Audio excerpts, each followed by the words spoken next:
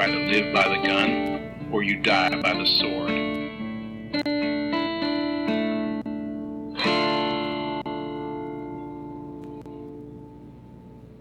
Welcome to the Good, the Bad, and the Weird All-Stars. I'm Nicho. And I'm Chris.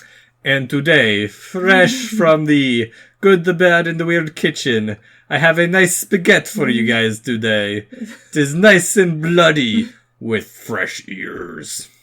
This is Django. Yes, it's Django. I am super excited about this one. A delightful spaghetti western for those who missed the joke. Yes. Like we mentioned in our last episode, we are doing a tangential trilogy. Yes. And we are doing Django over A Fistful of Dollars because despite A Fistful of Dollars being probably more well known, yeah, I would agree.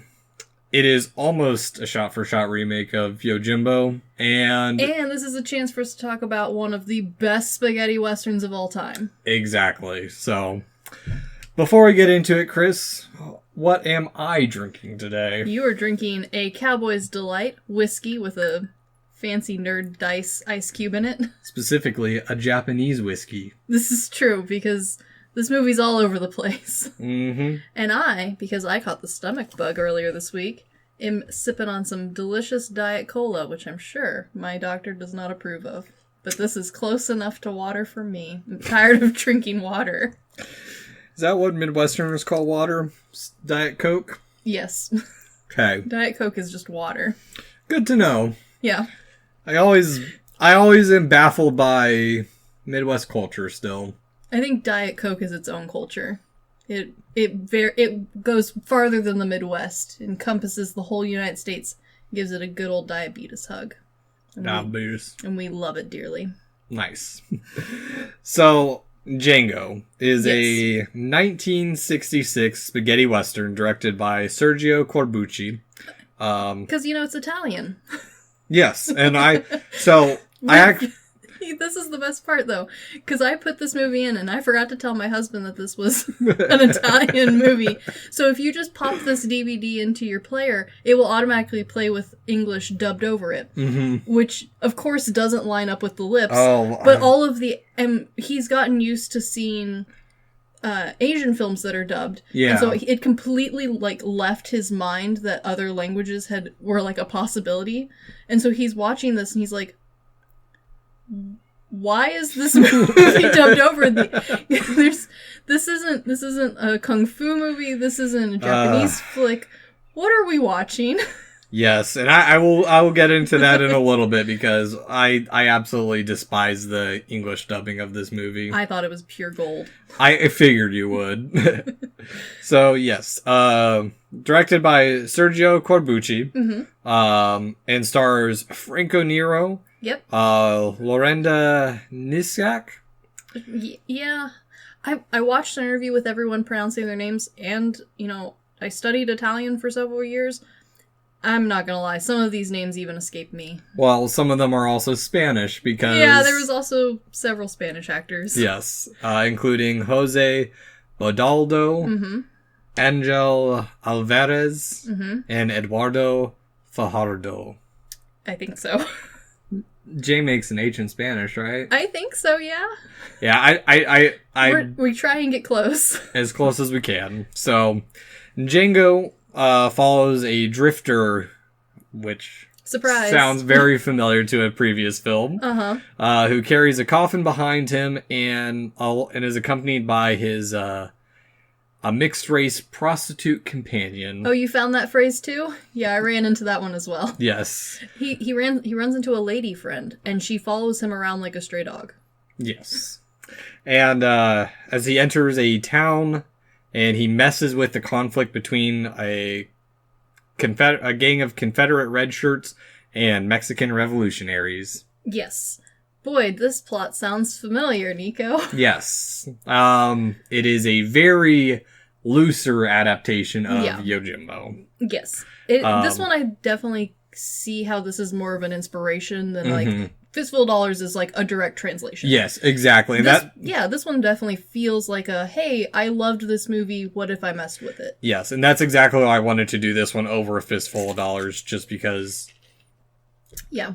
Yeah. It's superior in my opinion. I can see that argument made very well. Yes. And before we get into Yojimbo, or Yojimbo. Yojimbo. Before we get into Django, I do kind of want to go into a little bit of the history of spaghetti westerns. Yes. Just because that's part of the point of this All-Star series is to go over, like, the influence of Yojimbo. Yes. And so, to define what a spaghetti western is, it's a subgenre of the western films that were primarily made in Europe. Mm-hmm. And as we mentioned in our first episode in this series, the first spaghetti western that what's considered a modern spaghetti western is A Fistful of Dollars, directed by Sergio Leone, which is an unofficial adaptation of Yojimbo. Yeah. Yep. Now, as we've mentioned, Django is an unofficial adaptation, but in a very, very, very loose sense. It would be more accurate to say that when they were writing Django, it was meant to be an interpretation of Fistful of Dollars, but also they were familiar with Yojimbo, and it was a little bit more all over the place. It's more like how we see, because I've been going through classic slasher films, reboot, where they take similar elements and then rework them into an original story. Yep. Yeah. And so the term spaghetti western was actually coined by Spanish journalist Alfonso Sanchez, but is also known as Italian westerns in Japan. Or sorry, it's also known as Italian westerns, but in Japan, it was more known as macaroni westerns. I like macaroni western. That sounds so cute. I enjoy it too. And then in Italy, it was known as westerns all'italiana. Italian westerns. Okay. In Germany, it was Italo-Western. Again, Italian western. Yes. Okay. Yeah, pretty much all the same term. Minus the macaroni one. Throwing me for a loop there. Whereas if it was made in Spain, it was called a paella western. Oh, that's cute. Yes, and as for other westerns not involving Spanish or Italians, the term western or Euro westerns was applied, but regardless of nomenclature, they are all westerns made in Europe. Yes. And despite their gaining popularities in the 60s, westerns that were made in Europe were actually made before then. Yeah. Western is one of the, if not the oldest narrative genre film genre that we have, or genre in general. Oh, for sure. I mean, Cowboys and Indians the whole, lone wolf on a horse. Of course it'd make good movies. Yes. And actually, the first Western narrative film we have is a British short named Kidnapping by Indians that was made in 1899 by the Mitchell and Kenyon Film Company. See? I mean, it's been going. Yep. Yeah, it makes sense. And even in Italy, they date back to 1910 with my 3 years of Italian have gone to waste. Giacomo Puccini's opera La Fanciulla del West. Yes. Very, very American West. Although the exact origin of what we call a spaghetti western is actually a little bit hazy, since there are similar Euro westerns and Italian or spaghetti westerns that were made before A Fistful of Dollars. A Fistful of Dollars is the first financially successful one. Gotcha. Okay. And for me growing up, I didn't really get into spaghetti westerns, even though my dad watches quite a range of them. Just because I always saw the term as derogatory, and this, I don't know if that was the same for you. No, I don't think it was for our house. It was more of spaghetti westerns were, if they were on the TV movie channel, we'd watch them and everyone enjoyed them. And we watched plenty of them growing up as a kid, but there were actors, at least for our family, that were more of a draw for a Western film. Right, because your dad's a big John Wayne fan. Dad's a huge John Wayne fan. Grandpa also, there's specific actors that they are drawn to who happen to be big in the Western movie world. And so it was less of a, hey, let's find a Western or spaghetti Western movie. It was, hey, let's go see this actor. Yeah. So, especially as kids, we didn't really have a, like, say in the Western that we got to watch. That was kind of like, you're privileged to sit in the basement and watch it with us. Okay. As future nephews and nieces will have to deal with me. Probably.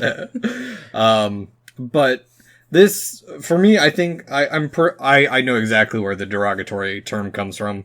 They've always been associated with the fact that spaghetti westerns, especially made in Italy, were generally low budget with a low profits method of production. That would explain why they were on TV for us as opposed to owned on VHS. Yeah, and so that's for me, because I remember people older than me or relatives saying that oh, it's a cheap spaghetti western. Gotcha. Which makes sense from seeing them more I've seen now. Yeah. Yeah.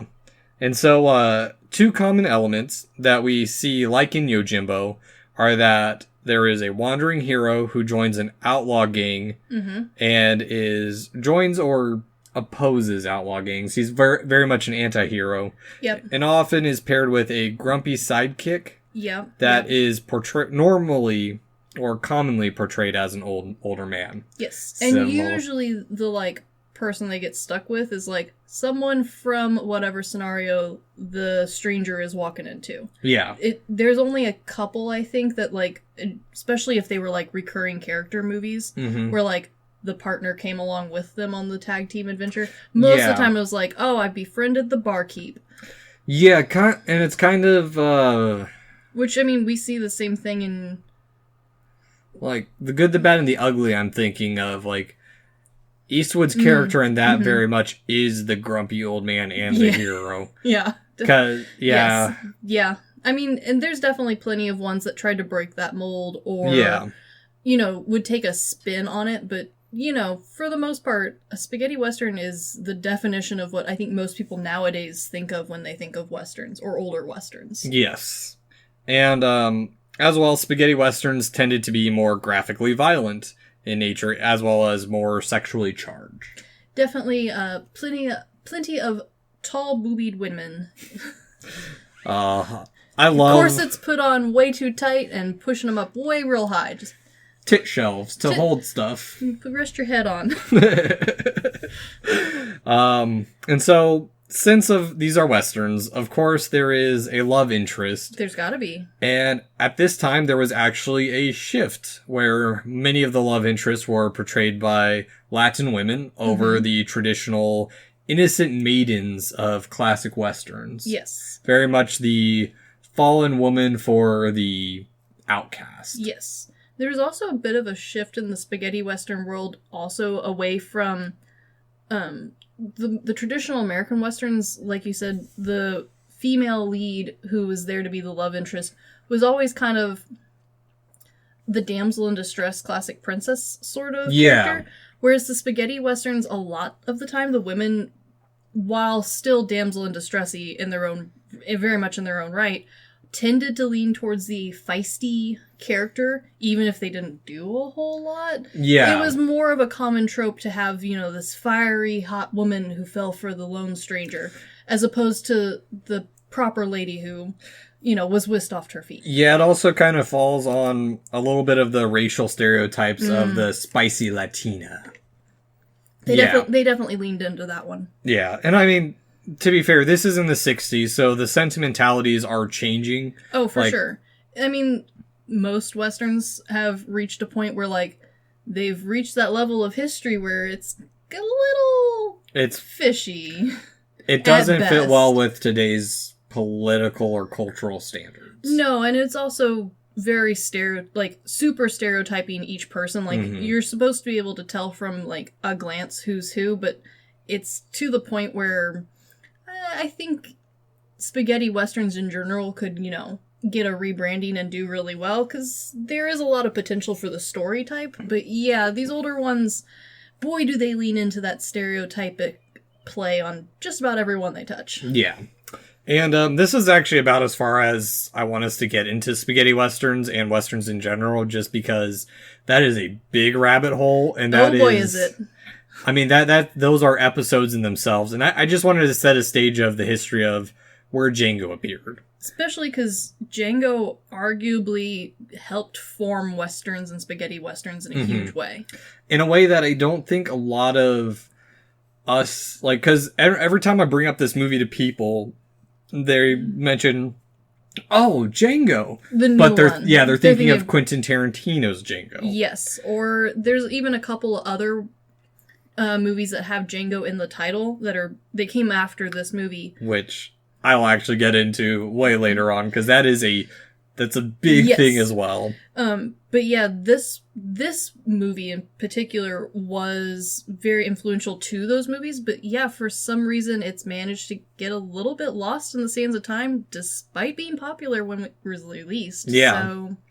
yeah. And so, in an interview with assistant director Ruggero Deodato, he remembers that he and Corbucci, when they were in Rome, Corbucci picked up a comic book on Via Veneto in Rome, and it featured a main character pulling a coffin, and that's where Django was born. As well, according to Franco Nero, Corbucci at the time also wanted to do a Western version of a samurai flick, but with black humor. And boy, did he succeed in that. Yes. And as we do know, he heavily pulled from Yojimbo, which he had only seen like 2 years before. Yes. After being recommended it by his cinematographer, Enzo Barboni.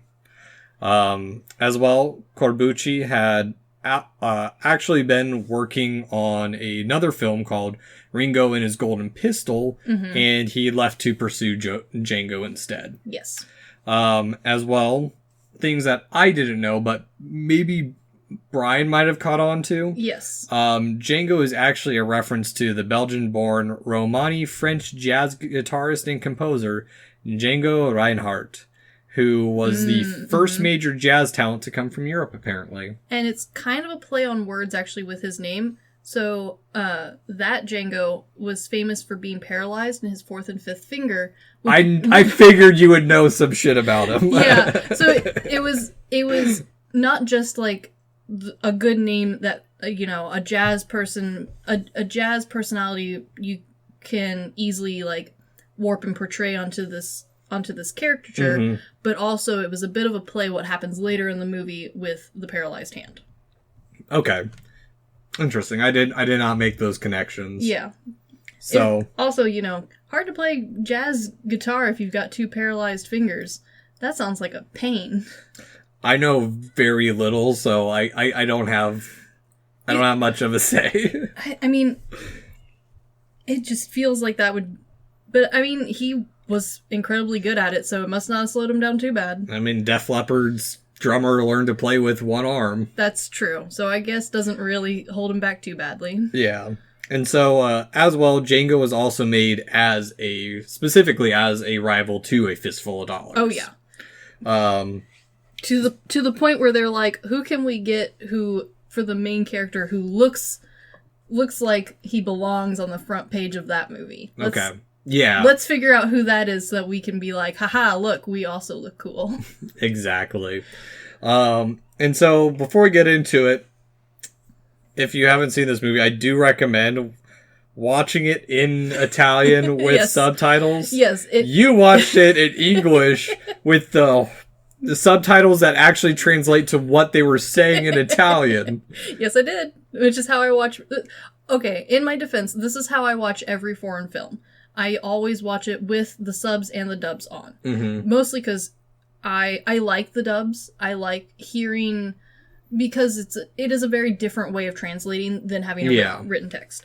And I think, especially for Westerns, which heavily rely on a lot of slang words, time period words, and small dialogue, I like to know what they thought was a good idea. Yeah. Thankfully, while the voiceover actors were not maybe the best on the planet, the choice of dialogue and the translation for the dub was actually pretty good. Okay. Doesn't line up with the mouth movements at all. No, not even close. But I'm used to that. Well, now that I think about it, that also kind of ties into maybe the spirit of spaghetti westerns, because a lot of times the actors would be from different countries. Oh, yes. So, like, you'd have an American next to an Italian next to a German, and they'd say their lines in their language. Yes. And so they'd have someone dub over them anyways. Yeah, so, like, there was, like, bad level dubbing to the point of, like, words are coming out of someone's mouth, but their mouth has not yet begun to move. Because the actor needed much less words for their language than what got dubbed over. Yeah. But I do think the word choice for the dubbing was really well done. But this is how I watch all foreign films, because I like to know what the dubbing is, and then I have the subs on so that I can actually, like, especially if someone mumbles, that's gone, especially in a foreign film. Yeah. So I have the subs on anyway. That's just how I watch all films, though. Yeah. I agree that if you want a, like, smooth... Authentic. If you want a smooth, like, you want... really, honestly, a more serious watching of this film, yeah, the sub alone would be much more clean. It would look much more like the serious Western it's meant to be. Yeah. The dub does add a little bit of a comedy layer that's not necessary. You want a creamy Alfredo experience. Very much so. And so, now into Django. Which, everyone will know this opening song if they've seen Django Unchained. It is... And honestly... And I found out more about the inspiration later, and we'll talk about it more.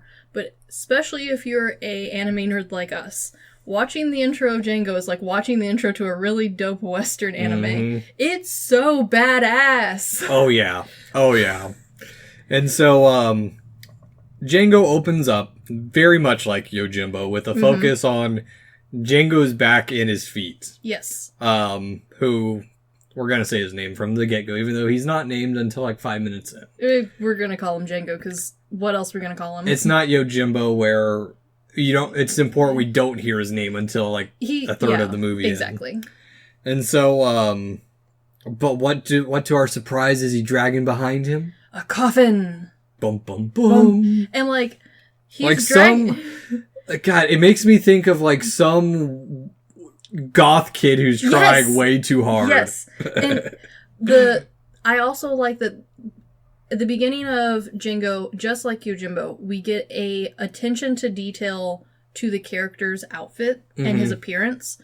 And part of this was influenced by the actor Franco Nero.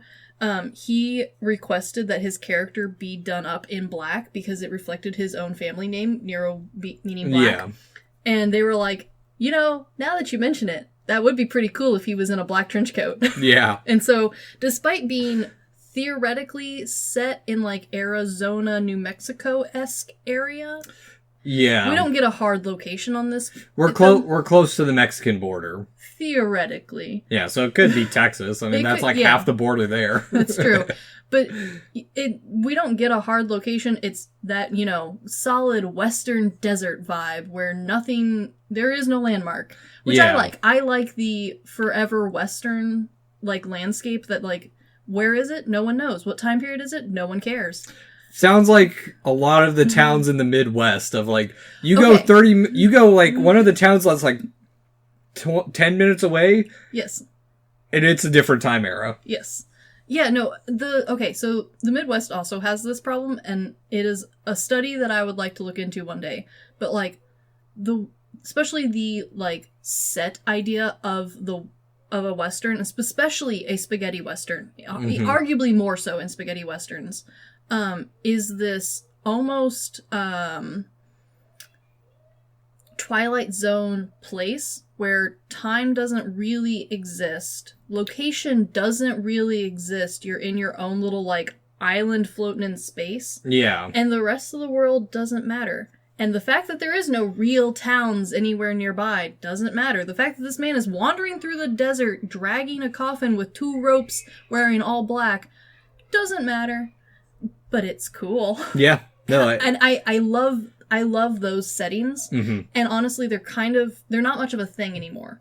They're kind of reserved for, like, maybe a couple animated flicks, maybe a couple shorts, but most big movies nowadays have, like, London, 1832.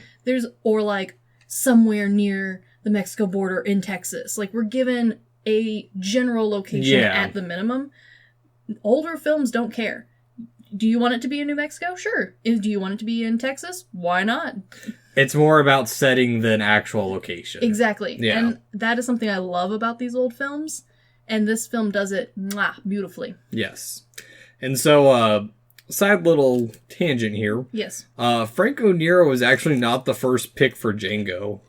Sure wasn't. Another actor, Mark Damon, was originally first picked, but due to scheduling conflicts, Nero was he was unable to do it, and Nero was actually picked out more for his face. Yeah, they had 3 choices for this role, and they went, well, we'll take this guy out. He can't do it. So they took the last 2 cards and they went over to I think it was someone in the either production or no, I'm pretty sure it was the director who was just like he had like a list of like 30 people with their faces and yeah, and he was like, this one's the one. His face is the one that I want. Yes. And he was like, do you want to do it? And I watched an interview with Franco much later in his life when he was reminiscing about this movie. And he remembers being like, I didn't even want the role originally because I thought it was going to be bad. Yeah. And my agent came to me and was like, what do you have to lose? You're 23. You don't really have any big titles to your name yet. What could go wrong? Yeah. And so he convinced me and I decided to join. Side note about our research on this, I am a bit annoyed because my DVD does not have very good special features, and literally the week we were recording Yojimbo, I was on Instagram, and Arrow announced that they were going to release a collector's set with Django and I think the direct sequel. Yeah. And I am a little bit annoyed at the timing, and we couldn't reschedule, and like it's not coming out till May anyway, so whatever. But there are a handful of these of the interviews with both the director and with the with Franco on YouTube. Not all of them have been translated, so watch at your own risk. Yeah. But honestly, especially considering how much everyone working on it liked the movie, and especially after it came out and did well, and also like how well it was received. There's not a whole lot of like reminiscent interviews on this one. It was a little weird. There's a lot of written stuff, but and I mean that's probably due just to like how short the productions on these really were. Oh yeah, they didn't spend a whole lot of time making this. Yeah, and so and also the director's dead, so like that does there's narrow things down. Exactly, and so Ruggero actually had worked on a couple sci-fi movies with Nero that were directed by Antonio Margheriti, who people know. I heard that in an interview, and I had to look it up because Margheriti is actually mentioned in both Tarantino's Inglourious Bastards as well as Once Upon a Time in Hollywood. Yeah. Which Tarantino pulls from so much shit. Yes. I would love to do his movies, but they're going to require so much research. Yes. Yeah. And also, small fun fact, so when Franco got this role, I think he was only like 22 or 23 years old. He was very young. So to get him to look Clint Eastwood enough, they requested that he grow out his stubble so that he would have like a real hardened aftershave, old man in the desert sort of look. And then they put fake bags and wrinkles around his eyes because he was too pretty. Too pretty. Too young. He was too young and too pretty. And then on top of that, they had an older guy dub over his voice even in Italian because they thought he sounded too sweet. To be fair, the makeup's not terrible. No, honestly, if you don't know that the wrinkles are fake, everyone in this film is so dirty and covered in mud anyway, you don't notice. Yeah. That and his piercing blue eyes really distract from the fake wrinkles. He is a heartthrob. He is a heartthrob. Yes. Those fake wrinkles did not hide it very well. No, it's like the phrase that men look better as they age. Oh, yes. Yes. Even with Frank wrinkles on. Yes. And so, other little side note, I didn't do a whole lot of digging into this, but apparently the coffin might have also been a nod to some rumors of some anti-communist Gladio terrorists who supposedly hid a cache of weapons in the cemeteries because Corbucci was a little bit of a political director. Yes. I also ran into that, but I could find literally nothing backing it up. Yeah. So, maybe just some fun, like, what if? Yeah, exactly. And it also might have inspired the treasure hunt in The Good, the Bad, and the Ugly as well. The cemetery being their final destination. Potentially, but also in general, cemeteries and death are kind of a Western theme. Yeah. So, like, Django definitely took it to extreme with having this guy literally carrying around his own coffin, but, you know, it was pretty cool. Yep. So as Django walks over the ridge, we see a woman who is being tied to the bridge. No. And Django just stands there and like watches. Like an asshole. Yes, five dudes in bandanas come up and shoot what we now learn are Mexicans to presumably rescue her, but oh no, they are there to kill her. They are there to beat her back into submission. And then kill her, probably. As one does in the West. But I do like that instead of making him instantly the good hero, which they could have done. Oh, yeah. They, from the get-go, go ahead and let you know that this guy is not really a good guy. Mm-mm. Which sounds familiar to a different character. Mm-hmm. And so, now Django actually does some shit. I think mostly just to impress people. Yeah. And, for some reason, when he's, like, he has this little banter between the men.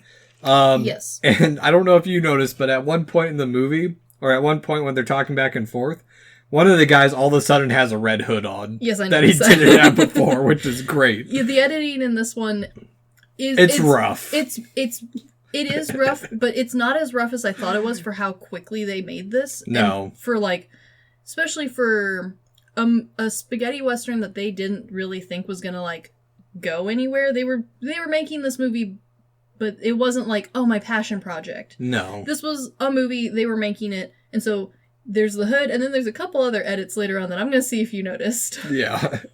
And so, after their light banter, Django just straight up kills them. He fires 6 shots to kill 5 men. We're not sure where the 6th one went. My husband and I rewound it. We're not sure who'd got the extra bullet. And that's common in so many Westerns. They just don't count the bullets. And so we actually do learn some stuff from him. And there's some interesting things that I noticed in the scene. So we do learn that Django used to fight for the North. Yep. But now he's in the South and he's unwelcome. As they continuously call him, he's a Yankee. Yes. And I initially had this question of, does he always carry his gun like that? Just chilling in his breast? But then I realized that is probably a reference to Unosuke from Yojimbo. Yeah.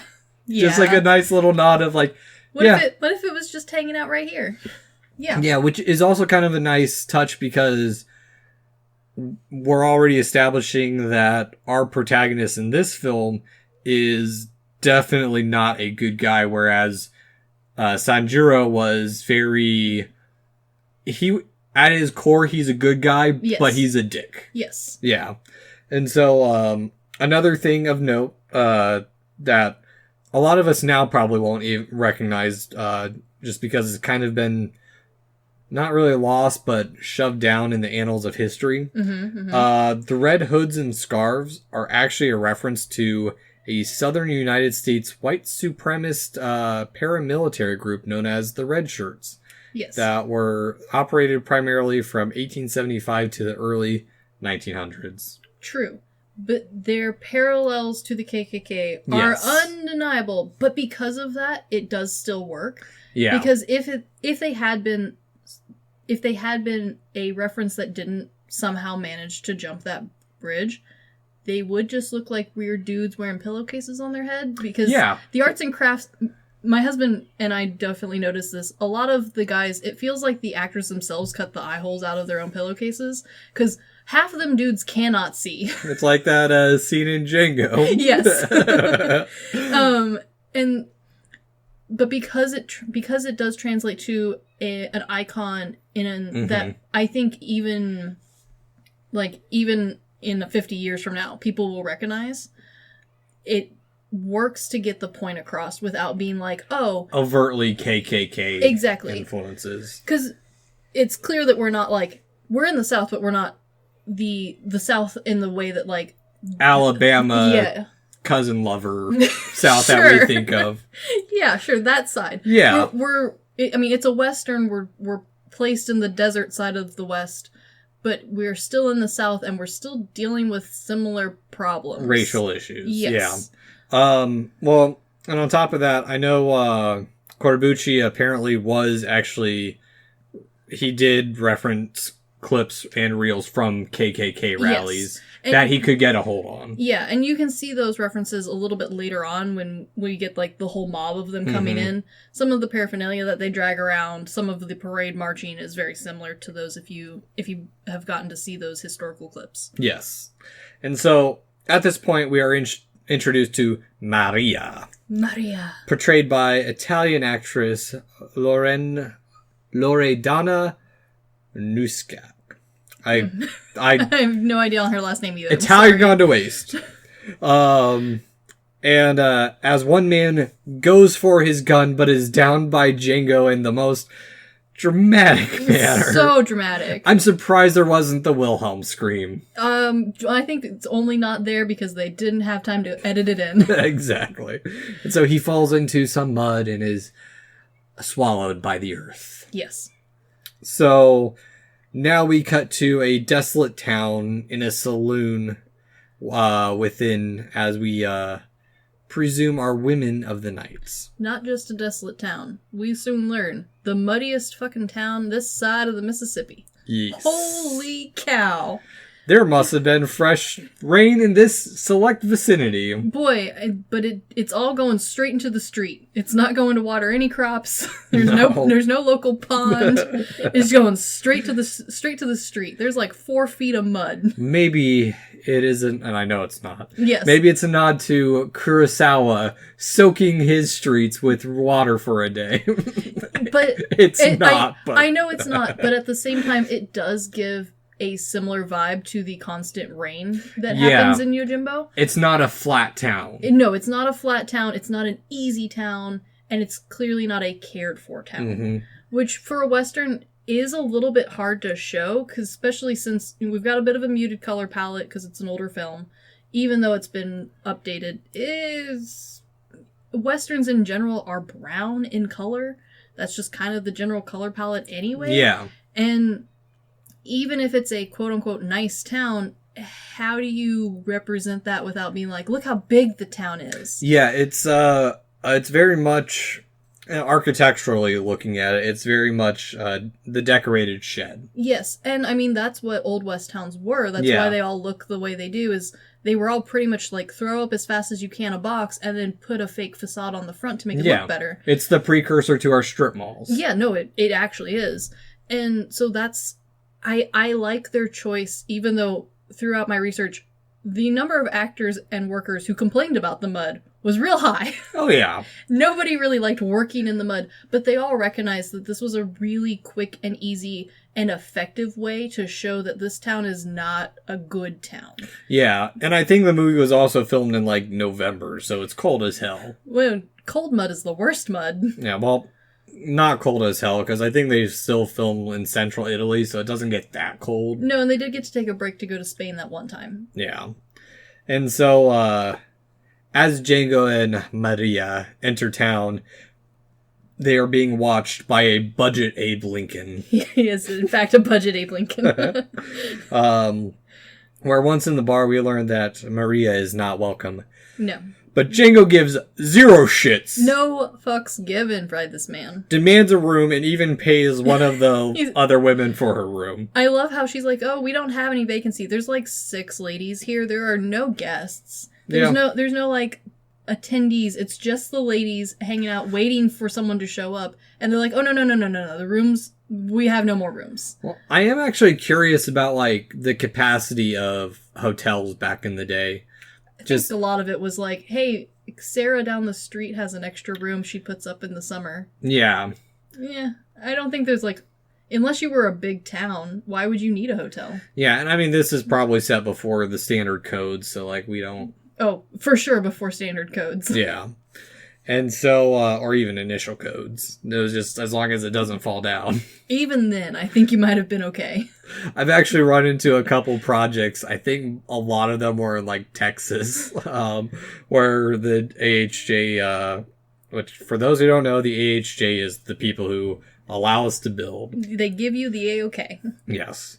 Where they are just like, whatever, as long as it doesn't fall down. I'll trade you. I have a lot of very, very strict ones. Well, you're dealing with California right now, and they are very paranoid in California for their buildings. I saw a couple California projects on our upcoming list, and I am so sad. I am not looking forward to them. Yep, and I feel you. I understand. That Dead Kennedy song, California Uber Alles. Yeah. Ugh, but that's a whole other rant. We will have a short specifically for architectural rants someday. Yes. And so we are told by the owner that they can stay, but now they can't stay past morning. As Django orders food. Yeah, Django, and it's not even like, hey, can I get something? He sits down and is like, and now I'm eating. Yeah, he comes in like a cat. Like, I own this place. This is my house. Also, this is the point in the movie where my husband threw the biggest hissy fit. Why? So my husband learned to play violin as a kid, and is quite the music person. He would like to point out that there is no bridge on that violin. Thus, that man is not playing it. What if it's a fiddle? No. No, you still have to have the little piece. There's a little piece of wood that helps hold the strings up. That piece is never on that violin at all. Yeah, guitars have it too. Yeah, that piece is just completely missing throughout the entire movie. And so every time anyone picks it up and music comes out of it, my husband's like, lies! I love these little musical details. This is what bothered him. Oh, I am very tempted for next Lads Night to make him either watch Tokyo Tribe or The Happiness of the Katakuri. This is the entire reason he can't get through the first 5 minutes of The Good, the Bad, and the Ugly. It's because the whistling song, he can't stand it. He is infuriating to make watch stuff, and that is why I do it. Yes. But, anywho, enough of your husband's weird musical tangents. We cut to Maria in her room, lamenting and brooding. I mean, she's good at it. Side little note, I don't know if this was intentional, but when she's looking in the mirror, there is a carving of a woman, as well as in the reflection of the mirror, it's cracked, and maybe it's meant to show that she's a broken woman, but I might be looking into it a little bit too much, I like the idea of the symbolism, but I think it might have been accidental symbolism. Exactly, which is honestly the best symbolism in any movie. Yes, that is true. Yeah. And so now we cut back to, by the way, there are a lot of cuts in this movie that just back and forth. We jumping all over the place. We cut back to Django, who is eating whatever it is. Some good old Western slop. And we learn that there's currently a war going on between Major Jackson's soldiers and the Mexicans that has turned the town into a ghost town, while at the same time being called neutral territory.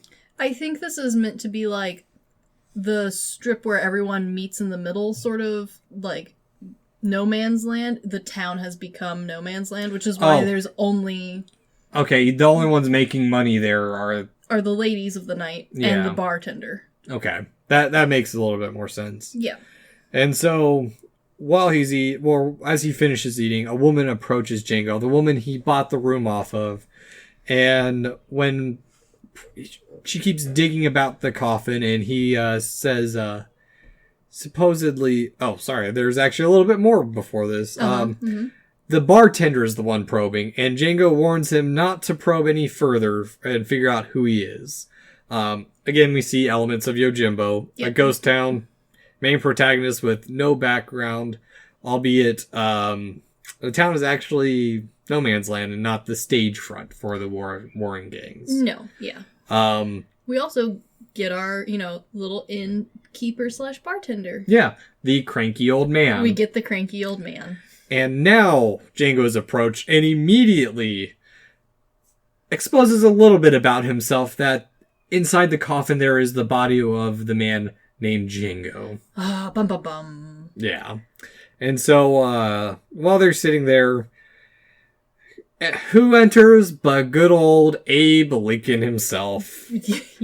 Yes, he's supposed to be a religious man. His actual name, which I will only say this once because... Oh boy. He looks like a budget Abe Lincoln, and I can't get over it. He really does. His name is Brother Jonathan, and he is there to collect tribute, not unlike what we see in Yakuza movies. Yes. And I do like that when he comes in, the fake ploy is just enough where you think to yourself, oh, they're donating to the church. How nice. And then, like, almost immediately you're like, wait a minute.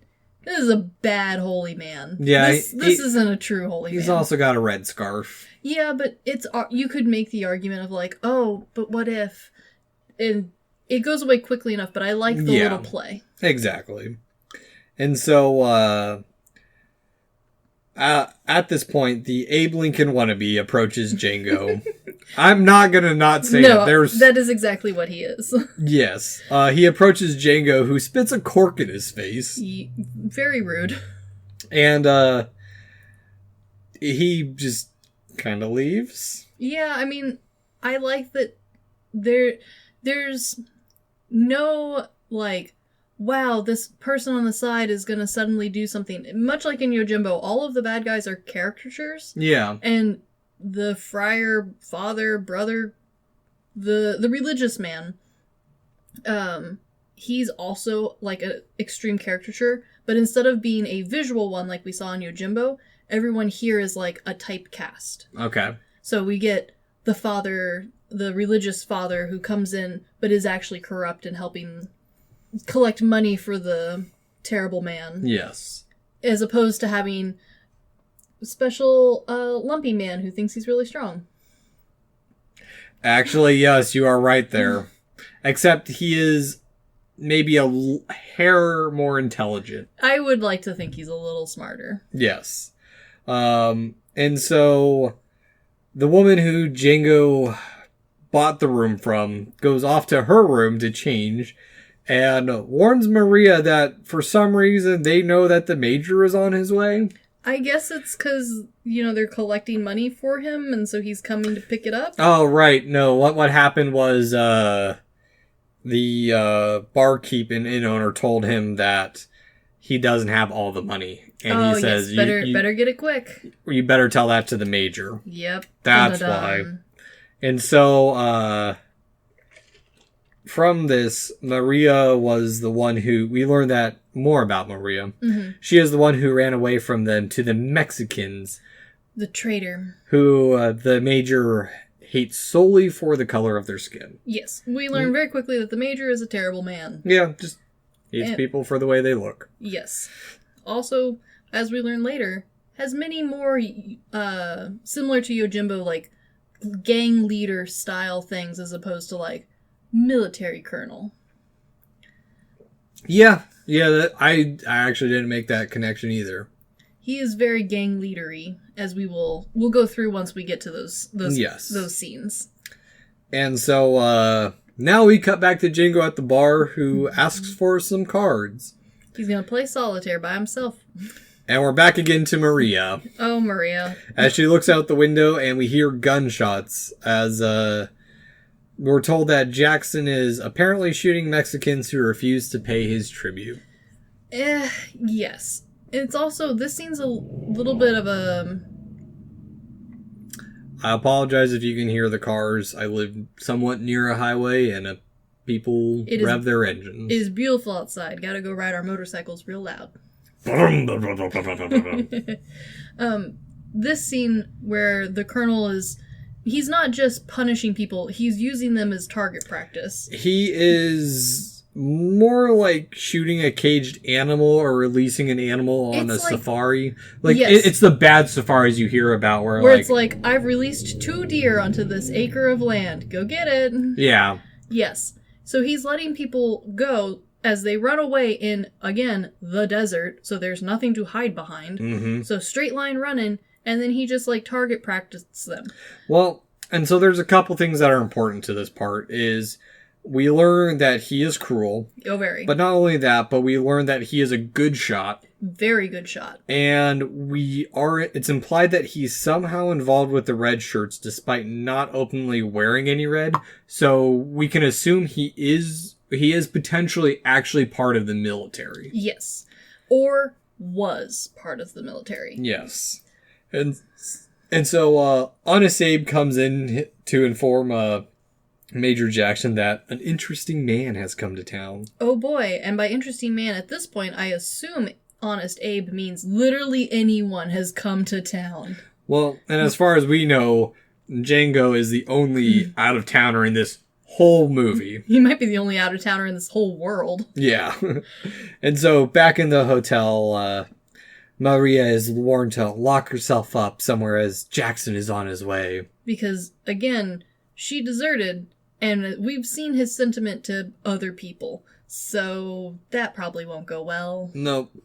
So Jackson now enters to collect tribute, but his henchmen they're more so looking for trouble under his orders. They are all there to start some shit. Yes, as the women are sent upstairs because shit is about to go down. Yep.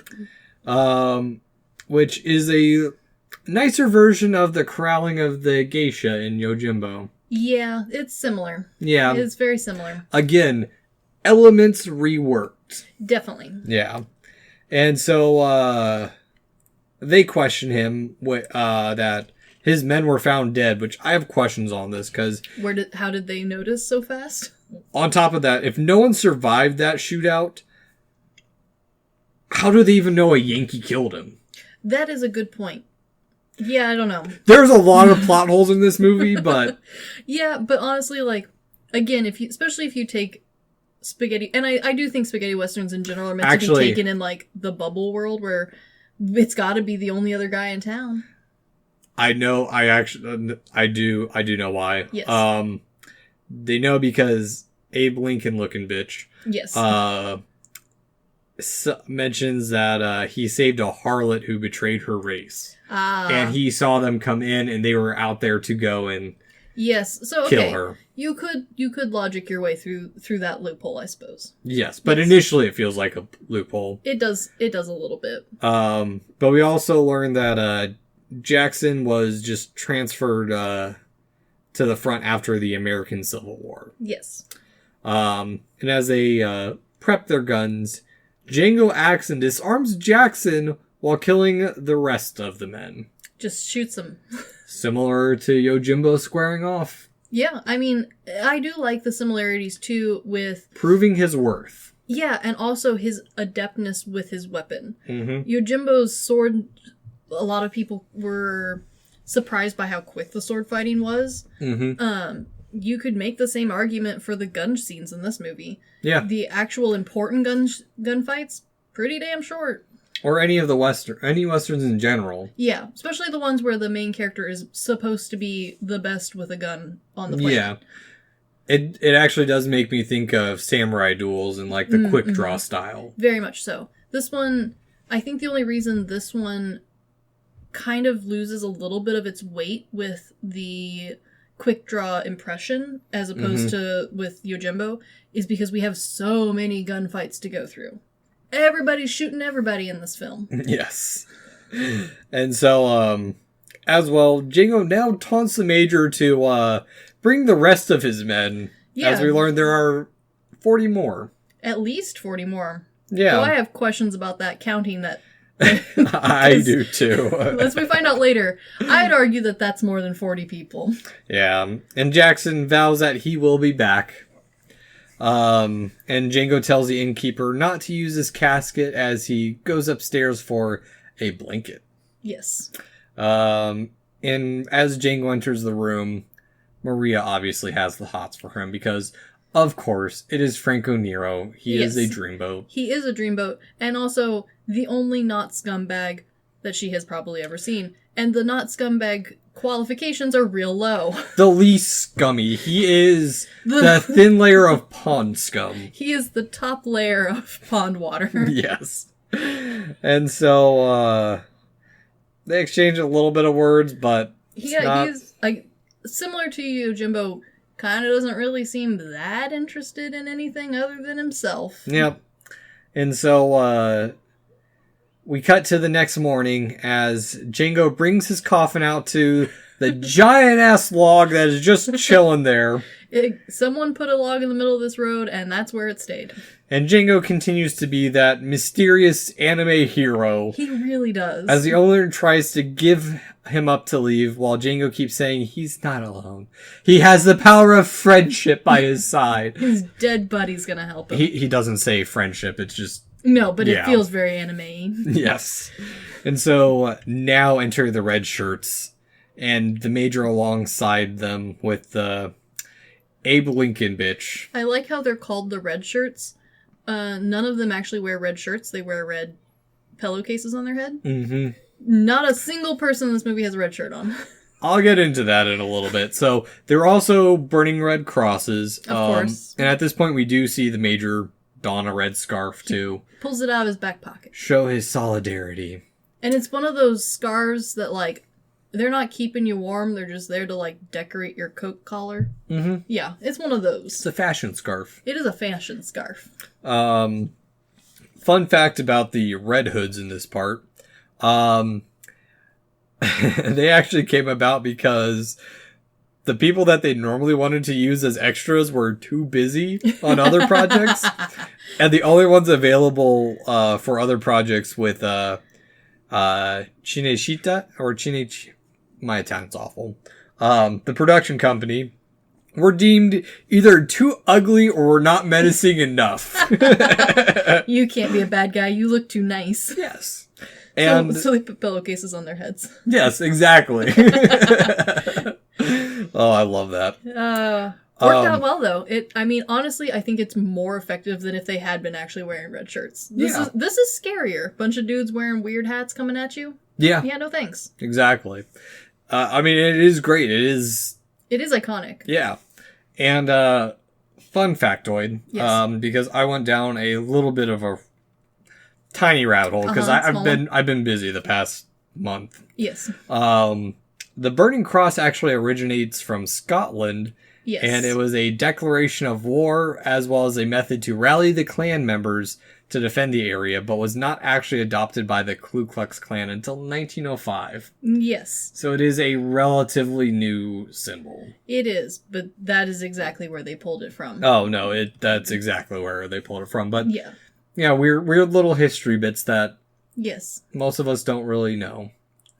But anywho, back to Django. Yes. As the men approach, what will Django do? Yes, this is quite a lot of dudes. This is more than 6. He pulls out a Gatling gun from his casket and mows them down. Just straight up mows them down. And the best part is the dudes in the back clearly go, oh no, and try to turn around, also dead. But also, my favorite little bit is to tell which group of extras got told to pretend to play dead, because there's a couple of them that missed their cue. Oh, man, It's so good. It's so funny. This is why we love spaghetti westerns and cheesy movies in general, because there is always something missed. There is always something missed, but I think part of the reason why Django specifically works on, like, another level of corny is because this movie, if it had been filmed with enough time and the right budget and the right people involved, this could have been an incredibly serious and dark and, like, it could have been just that little edge over, but because it wasn't, because they didn't have the time to go back and fix some editing problems, because they didn't have time to reshoot, like, scenes like this. Yeah. I think it adds a level of, like, old-timey charm that you don't get with westerns anymore, unless people purposefully add them in, which feels cheesy. Yeah. And so when they're old mistakes like this, there's that level of, like, oh, they were trying. It makes me think of, if it's used properly, it's comedic gold. Like in that episode of Supernatural, when Dean and Sam come to our world. Yes. And they're actors. There's that one shootout scene at the end, and there's that just one dude in the background who just, like, kind of tilts back and looks. Yes. You know exactly which scene I'm talking about, because that's about where we both stopped watching. Yes, I know exactly which one you're talking about. Yeah. Yeah. And so, what does Django do? He lets the Major escape because he needs him for his plan. Yeah, you can't fuck up more shit if you kill everybody.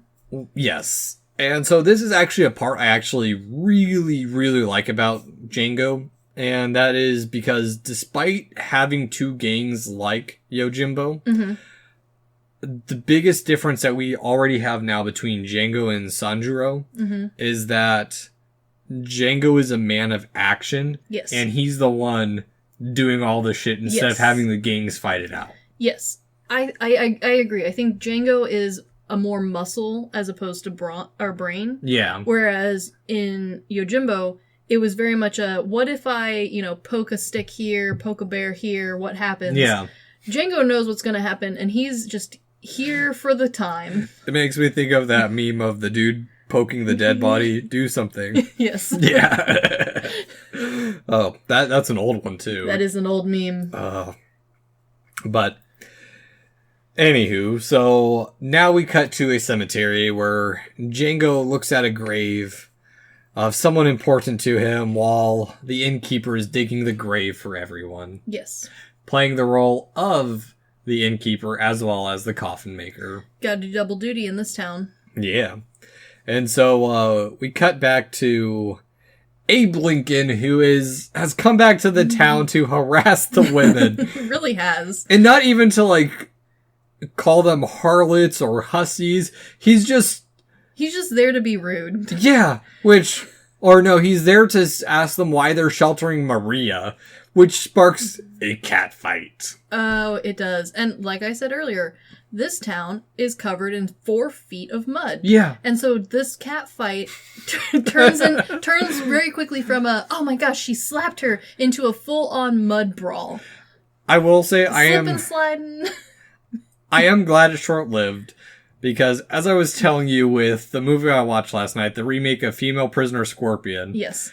It's a little much. That movie had, almost the entire movie was just cat fight scenes, and not even, good. It made they were there for eye candy cat fighting. And even then, it wasn't, good. No, it was just so cheap. It was your level of kung fu fighting that you love. I love a good... What are physics? What is gravity? Yeah. That's my kind of fighting. Oh. Everybody on strings, go. Yeah, it was... Not in this fight. Everyone weighs 120 plus pounds of mud, plus their dresses. They're slipping everywhere. By the end of the fight, you legit can't tell which lady's who. Mm-hmm. But my favorite part is one of them then comes running out. She's in her best furs for some reason, and a nice... she has cleaned up a bit. She's got her boots on, she got her dress hiked up to her knees, because again, we're in 4 feet of mud. And she comes sprinting out. Mud is going everywhere. She's getting dirty. Her nice furs are getting dirty. And she's like, they're coming. The Mexicans are coming. And so then this it's like if you pull a cat out of a bath. All 3 of these, remaining ladies, are picking up, wet, sad boas. They got furs. They're digging their purse out of the mud, scrambling back in the house to, I hope go take a shower, but this is the Old West, and all the water is clearly running into the street. Yeah. So I hope they managed to clean up with some wet wipes, at least. If only. If only. Gotta wait for it to dry so you can flake it off. And so as the women scurry back... Abe Lincoln tries to nope the fuck out of there. But again, 4 feet of mud. And he is surrounded. Every escape route, there are Mexicans. They're coming to get him. Which he then gets his ear cut off and fed to him. Yes. And this is the most violent part of the movie. It is, which is saying something, because I think originally when this film came out, just the gunshot scenes alone were considered pretty violent. Mostly because, especially the close-up ones, they bother to put blood on the gunshot wounds. Let's rephrase that a little bit. Violent to Americans. Yes. The European standards were a little bit, this was a lot for them. Yeah, remember we are also coming out of the very conservative age of yes. American history and film. This film definitely led the way in oh my gosh, they did that on film for quite a while, honestly. And... The ear cutting scene honestly was part of the reason why this movie didn't was kept at a very high rating for gore for a really long time, and the only reason that really came down ever was people started making the argument of oh well, you don't actually see the wound. Yeah, and even then it's this was violence in the 60s. The effects aren't very good. No, but it is good enough. Yeah, no, it's fun. It's fun. It is fun. The other little fun bit is after they feed him his own ear, they like turn around. They're like, "All right, run, you coward!" And as he turns, his normal human ear is still on his head. Yes. Low budget. Low budget, but I love it. Oh yeah. But what I like about this scene is that it shows that the Mexicans aren't like, they're not like... They're also not good people. No, they're just This group is just as rotten as the other group. Yeah, they're just as cruel as the major. This is very much setting up, just like in Yojimbo, the two gangs, both of them are terrible, both of them are bad. You could maybe live with one of the bad, but both at the same time is killing the town. Yeah, it's a ghost town. It is a ghost town. Also, in case you were hoping for it, they shoot Abe Lincoln lookalike even after they cut off his ear. So, he's dead. Yeah, he's dead. He's dead. Our one recognizable bad guy, sidekick, dead. Yeah, only because he looks like Abe Lincoln is why It's the only reason I know. Well, that and everyone else has a pillowcase on their head. How am I supposed to make fun of everybody if they all have pillowcases on their head? Because it's to hide their ugliness and their shame. I will say, some of them were much better at cutting out their eye holes than others. Yes. Have you heard the story of this ugly little barnacle? I have heard the story of the ugly barnacle. Thank you. Old ass. That was like the only SpongeBob reference I actually know. That was a good SpongeBob reference. And so Django and the inn owner return, only to be taken to the general, who is harassing Maria. It which, really is. At this point, everybody's passing. This is like the town pastime, is to harass Maria. Well, we also learn at this point, because it's not really made obvious to us by today's standards. Yes. That, or even by then standards. Yes. That she is... I still don't know about this part, because what he says, she's half Mexican and half Yankee, but I can swear he says half Inca. I think he meant half Yankee. Yes. Because later on, the general also makes a similar reference about her, and yeah, it's definitely, minus the couple of comments made by both sides, it's definitely something that I would never have noticed, and honestly, could have cared less. It adds this weird, like, blood tie that the movie doesn't use ever again. Yeah, because then they call her, like, the best of the sex workers and how wonderful she is. Yeah, it's hinted that she's kind of the focus of the conflict between the two. Which... Yeah, but this weird plot point this is kind of my one plot point that I truly don't think the movie needed. Everything else kind of falls into, like, missed editing, missed timing, or just like that like weird Twilight Zone of spaghetti western where you're just supposed to accept that we're in this. This is the only part where it's like, but why? Why do we care who her parents are? Yeah. She clearly doesn't have parents anymore, or if she does, they live very far away. They don't live in this town. Yeah. So meh. It's a mute point. It doesn't mean anything. It does. Yeah. And so, now enters Django, who we learn is at least on good terms with the general, who calls him a deserter, a thief, a loner, and more than a friend, which either mean... See, okay, this is interesting, because that's what the subs call him. In the dub, he gives a speech to his men and calls him brother. That's what I was going to say. I'm pretty sure it means brother, but I also went... The Brokeback Mountain route. Yeah, I feel ya. No, in the dub version, he gives his men this speech about how this man is a terrible human being, and I'm proud to call him brother. Which, again, is why translation is more of an art than it actually is a science. Exactly. And so, we actually do learn more about Django. More about him than we did with Sanjuro. Yes.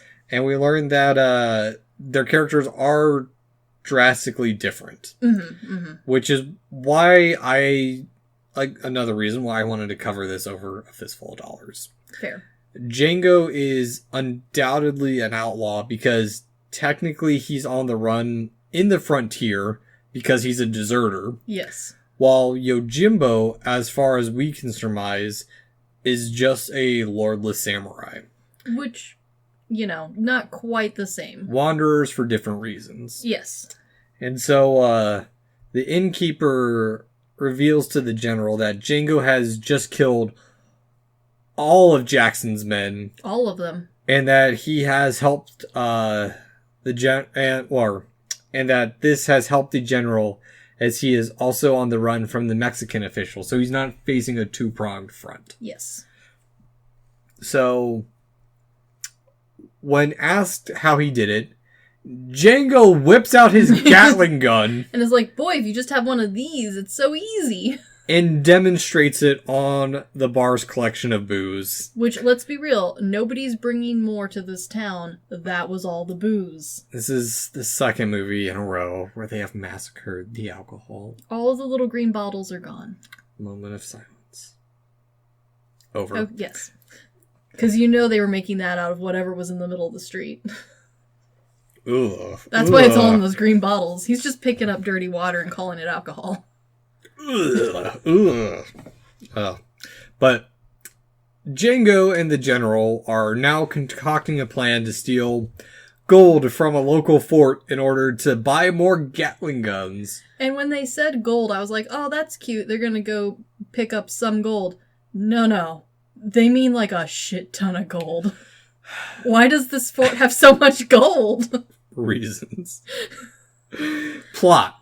That's why there's so much gold. Gold is the giant anime titties of westerns of the swimsuit episode. Plot. Yes.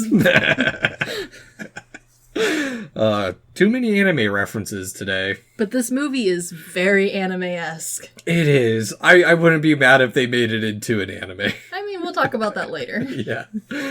And so, what is their genius plan, you might ask? Well, what if we just, put the men inside the lady cart and then just show up? They use the good old Trojan horse tactic of a wagon full of frontier prostitutes. Frontier sex workers. Sorry.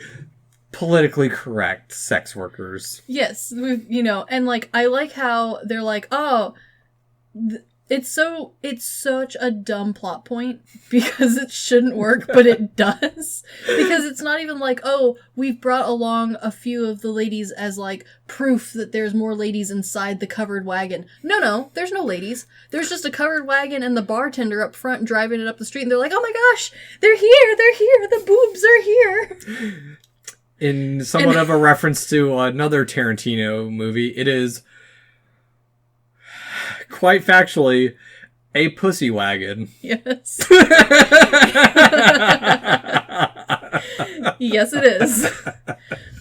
But also, what dumb person at the front gate was like, hey, what's in the covered wagon that could suspiciously hold quite a lot of men who definitely want to kill us? Oh, it's just my female friends. Okay, cool, bring them on in. No one checks it. They just let them in. And then, conveniently, because, we'd like to have our enemy gathered in one spot so we can easily mow them down with the Gatling gun, all of the men are like, quick, I gotta get my britches on and stop eating my slop so I can come see the ladies. So they all gather. I mean, that is actually a plot point to another part of this movie later on. It is. And so, at the fort, a hella cheesy massacre begins. It is very cheesy. Which I love the part where Django enters the office and everyone's gunned down and he just fires a couple extra shots for good measure. Just double tap. And so, now they've taken the gold, which is a full sack full of gold. It is a old-timey burlap potato sack of gold. This is a lot of gold. It is heavy as shit. This is a lot of gold. Again, I like to assume that there's also maybe some dollar bills in there, but they make it sound like it's all gold. It is all gold, as we find out later. Yes. And so now they are fleeing back to the American border. For reasons. Which, it doesn't make sense because the Major's there, but the Major's supposed to hate the Mexicans. Yes, but maybe because they like to think that there's less. No, I got where it's set. It's during the American-Spanish War. Ah, okay. That makes more sense. Because then we'd have a fort on the Mexican side. That does make more sense. Yes. And so now the victors return home.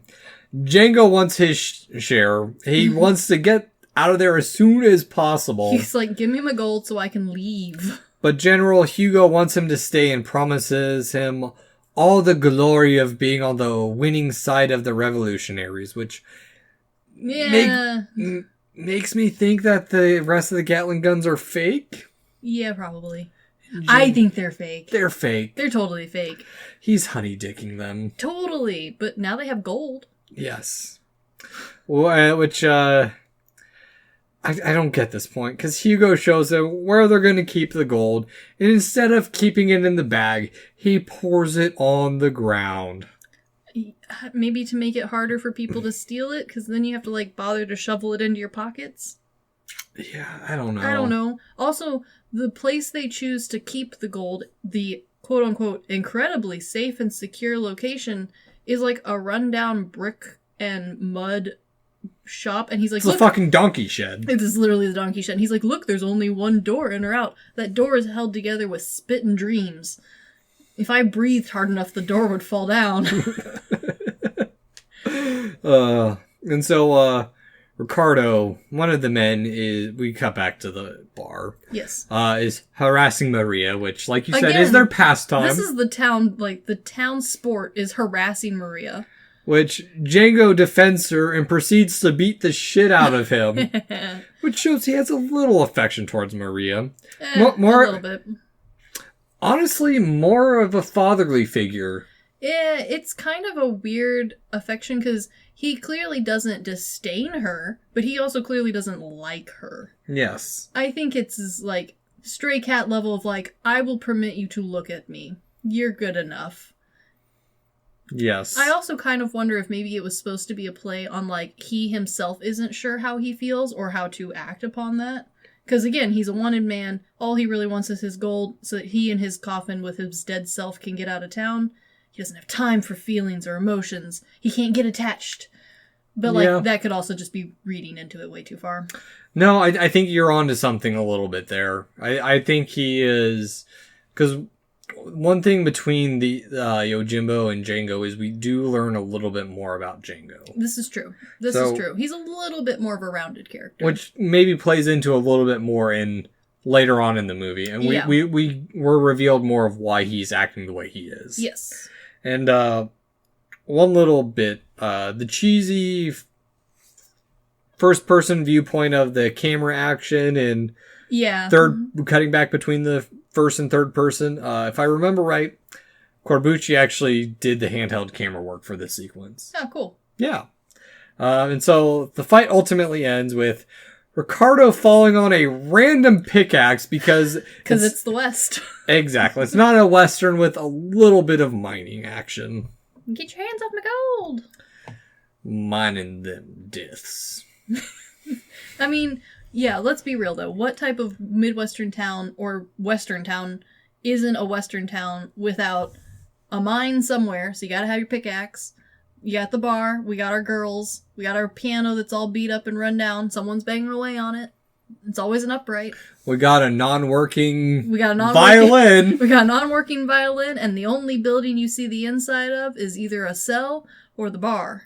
Yeah, which, aside little things that I forgot to mention earlier on, there is a little bit of camera work. Yes. That is reminiscent of Yojimbo. Yeah, definitely. With using, like, some of the bar as the framing, but... Mm-hmm.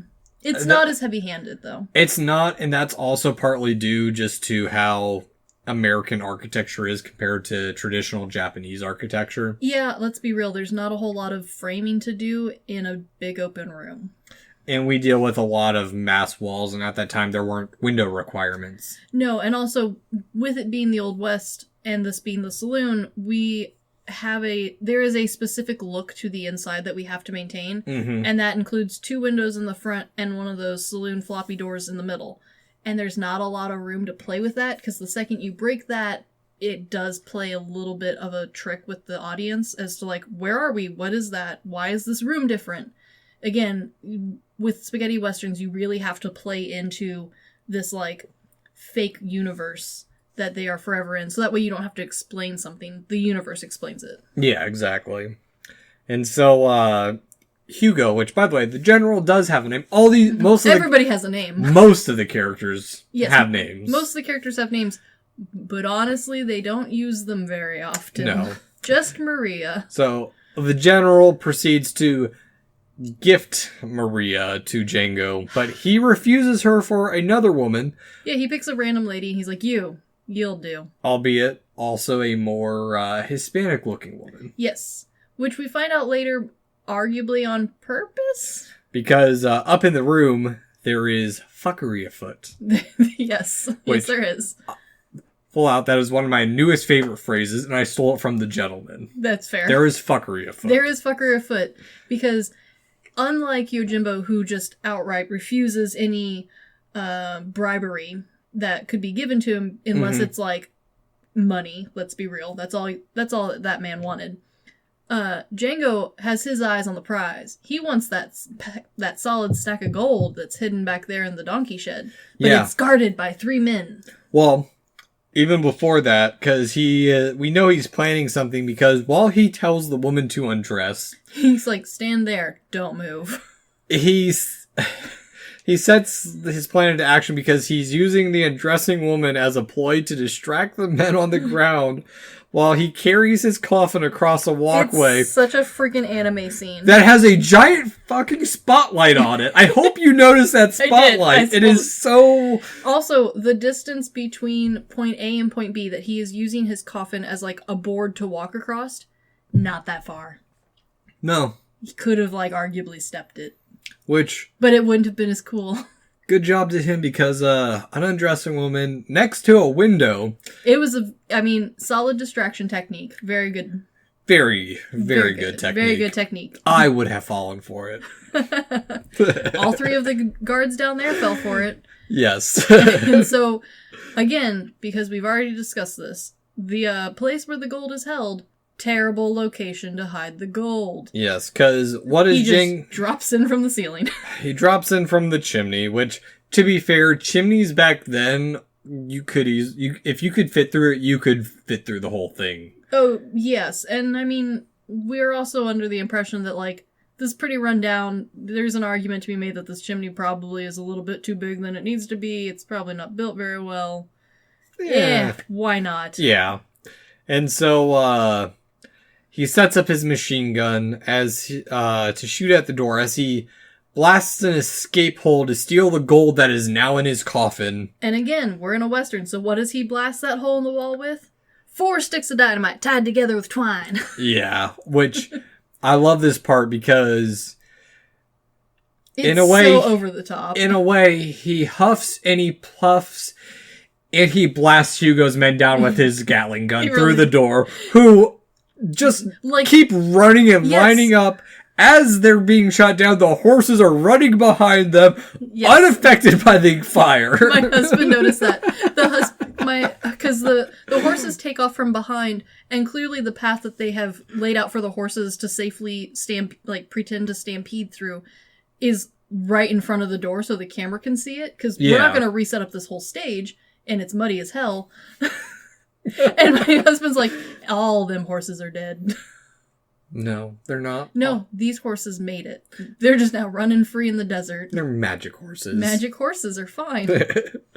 And so, as Django tries to flee, he is caught by a couple of Hugo's men who are down by Maria.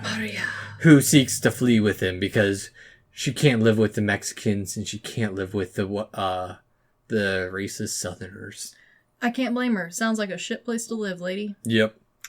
And we cut to the bridge where the pair first met. Yes. And the one by the quicksand. The quick mud. It actually is not sand. And Django is looking to take the gold across the bridge and bury the man he used to be and start a new life, as Maria begs him not to for whatever stupid reason. Also, this was the other part that I was like, okay, while you're watching the movie, her acting definitely pulls your heartstrings a little bit. They've set it up as this whole, maybe there could be a connection there, whole thing. But now that I'm stepped outside of the movie, why can't she go with him? Well, that's the thing, is she wants to go with him, but he doesn't want her to. Yes. Oh, hi, Charlie. Hi, Charlie. I'm glad you could make an appearance after like 2 episodes. You've got a tag back here that distracts him so well. But ultimately, like, her purpose in this movie is useless. Oh, yeah, no, but honestly... She's the eye candy. She is the eye candy. She's the female eye candy to Franco Nero's young, 23, fakely aged eye candy. This is true, but also, especially in spaghetti westerns, the female lead is either there solely for eye candy or, like what we get with Maria, as an excuse to explain some backstory for the main character. Well, even then, she doesn't do that. No, she doesn't, but it could lead into the whole, like, yeah. Oh, no, you can't come with me because I'm on the run. Exactly. She's ultimately kind of a pointless character. She is a little bit of a pointless character, but, you know... It's fun. It's fun. Why not? And honestly, with how much time this movie had to run, we didn't really have time to talk about her. We're too busy shooting people. Yeah. So, yeah, maybe if this movie got redone, we could, slide some more backstory into her and explain her a little bit better. Something slid into her. Ha. Sex jokes. And while they argue, the casket sinks into the hole, and Django goes in after it. I mean, can't blame him. Well... That's a lot of gold that's just sinking down there. Yeah. That's a whole house. That's a house worth of gold. I question his strength because he's carried an entire Gatling gun in his coffin behind him for God knows how long. This is true. Yeah, I mean, not sure. Probably, more of a poetic visual plot point than anything else. But also, I think this is a scene that really cements what is important to him more than anything else. Yeah. Like, this whole scene is meant to show, he is in it for the money so that he can start his new life, goddammit, and that is really all he wants. Yeah, because while he's in there, Maria gets shot. Yes, and he's like, oh no, but the gold! Yeah, and, for some reason, I know why Hugo's tracking him down. Yeah, but... For some reason, Hugo rescues him. Yes. And just where's the gold at? Well, where do you think it is, Smart Pants? Well, he tells them it's in the sinkhole, and they don't believe him, and then they just go, instead of, trying to torture it out of him, they're like, well, we don't kill thieves. We just, destroy the ever-loving shit out of their hands. Yes. Which, I kind of see the symbolism there with that, because that is a pretty, classic tactic. Thieves get their fingers and hands chopped off. That's pretty old school, criminology mythology. Yeah. That's common one.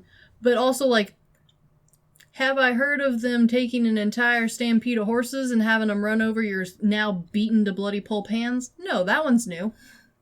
I think it's usually hands out, horses, or beating. But both? Very creative, sir.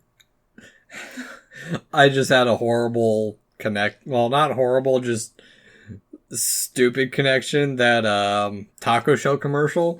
Why not both? Why not both?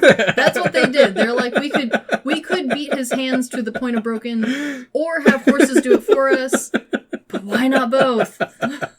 And so with this, he goes whatever, I don't need those guns. Flees back to Mexico, where he and his men are gunned down by Jackson and his men, or the rest of his men. Boy, wouldn't it have been nice to have those guns? Yeah. And so, back at the end, the owner is about to leave as a broken Django stumbles in with Maria, who is somehow still alive. Again, yeah, why not? Which he entrusts him to her, saying, hey, just take care of her, make sure she lives. She'll be fine if you just treat her. I don't know what he's going to treat her with. The spit water on the shelf behind him? Or, I don't know. Better than the mud. I guess so. So, Django is now ready to kill Jackson. Yes, but there's one small problem. He can't hold a gun anymore. Well, first the Major comes to town to kills the owner. Yeah. Without knowing that Maria is still alive in the hotel. Ugh. And now we cut to a bandaged Django, trying to remove a trigger guard, which, one, why couldn't he have asked the owner to do it? Well, because we wouldn't have had this cool tension scene where he pries it off with his teeth and then spends what feels like an eternity almost shooting himself. Oh my gosh, this scene made me so nervous. It makes me think of, I just had your husband and the rest of the lads watch Tucker and Dale versus Evil last night. Yes. Where they, actually, no, that was 2 nights ago. It was. Surprise, today is Friday. I have lost my weeks. Where the dude shoots himself with the gun. It felt like every time he'd pick up the stupid gun and he's trying to prop it up on the metal curlicue to one of the crosses in the cemetery. Mm-hmm. So that can hold it for him while he shoots, because again, he can't use his hands. Yeah. And I do like the effort that the actor goes into to like really play up the whole like, my hands. Because he really does go through the whole like trying to scoop stuff up with his elbows. There's not a whole lot of like, especially with injuries, especially in the old movies, there's a lot of like, oops, I picked it up really easily. He spends a lot of time struggling with this, which is nice, but also almost shoots himself in the mouth, almost shoots himself in the foot, almost shoots himself in the gut. Gah! Question. Did Brian watch the scene? He did. Was he frustrated? Yes. Thank God. He watched the scene, and every time he dropped, because he drops the gun quite a lot, which, I mean, it's part of the scene. He has no hands. He's trying to do things with his teeth. Sure. But every time he'd drop it and then try and catch it, Brian and I both would be like, no, don't do that. Yeah, because, I mean, he doesn't have a trigger guard right now. There's no trigger guard on it. Granted, he hasn't cocked it back, but, like, that hasn't ever stopped anything before. No. So, like, this was a very tense, like, maybe 30 seconds of the movie. Yes. And so, side little thing, the marker reads Mercedes Zorro, 1833 to 1862, which there's not anything specifically said, but it's heavily implied that this is Django's spouse's grave. Ah. And that the reason Jackson's alive and why Django's seeking revenge is that there's some tragic past to them. Sure, I like it. Yeah. Yeah, why not? And so, while Django is trying real hard to get his gun in position, the Major and the last of the, Redcoats descend upon him. Which, this last showdown, actually inspired by, Corbucci's previous film, Minnesota Clay. Mm-hmm. In which, in turn, was the first spaghetti western actually released in, Rome after a fistful of dollars. Ooh. So, Corbucci had a little bit of work before Django. Nice. While he's trying to get his gun in position... It takes forever. They're shooting at him. What the fuck is this wood made out of? Love and hope. Sure. I mean, I like the symbolism of his... By the power of love, I am protected! I mean... Anime bullshit! This movie is anime bullshit. And so, like, why not? Why not continue that anime bullshit just a little longer? Yeah. And Django, once he has it in position, just mows them down again. He does, which I like. And then walks off into the sunset. With his sad cripple hands. And no money. And no gun. No clue what's happened to Maria. Nope. Or the bartender, actually. He's dead. Well, we know that. Django doesn't. True.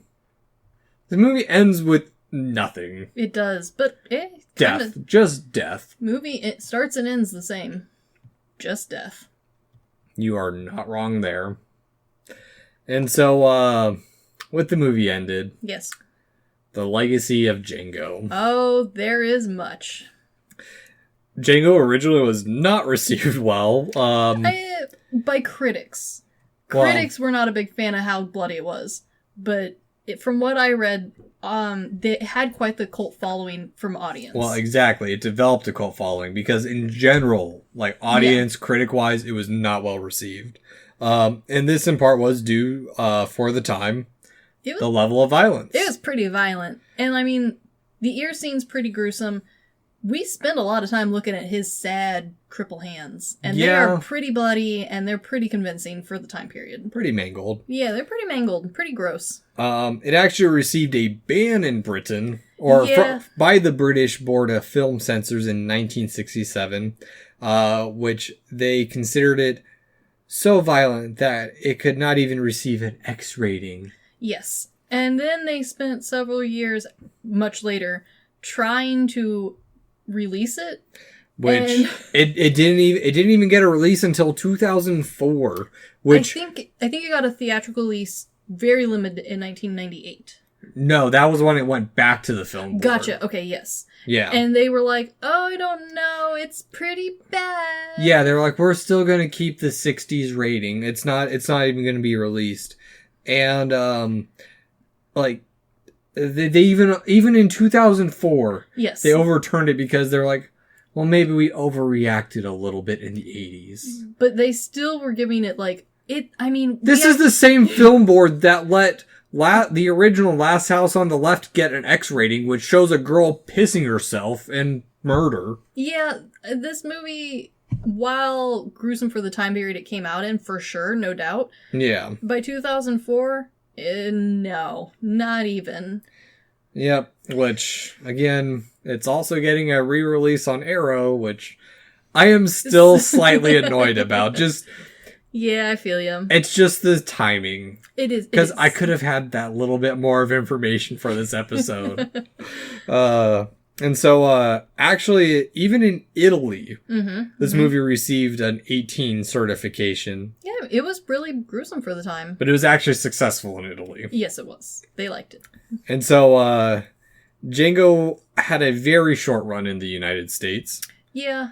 In Germany, it was wildly successful to the point where every film almost every film Nero was in after that would have been was retitled with Django in the name. Yes. Only because he was in it, and even if it was not Django related, because it, like, I think Nero in the interview I watched mentions that, like, it was Nero versus, or Django versus the Mafia. And it's like, it's not though. Like, that's not what the movie was about. That's not anything close.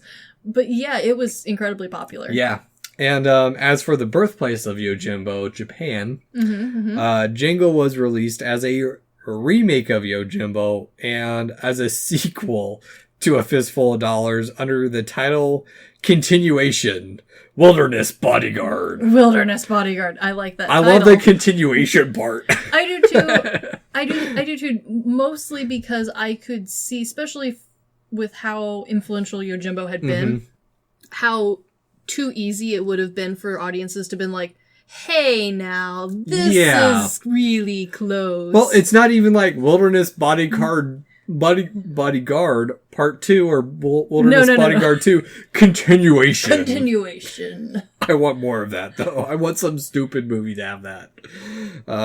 But ultimately, it would receive a more favorable view, and honestly, nowadays still has a cult status. Yeah, there's definitely a following for it. It's just not as much in the United States. Yeah, and even then, like I mentioned previously, most friends and people I know where I bring up Django, they think of Django Unchained. Which is unfortunate, because I would argue that I like the plot of this one more. Yeah. Granted, are the effects and acting as good? No.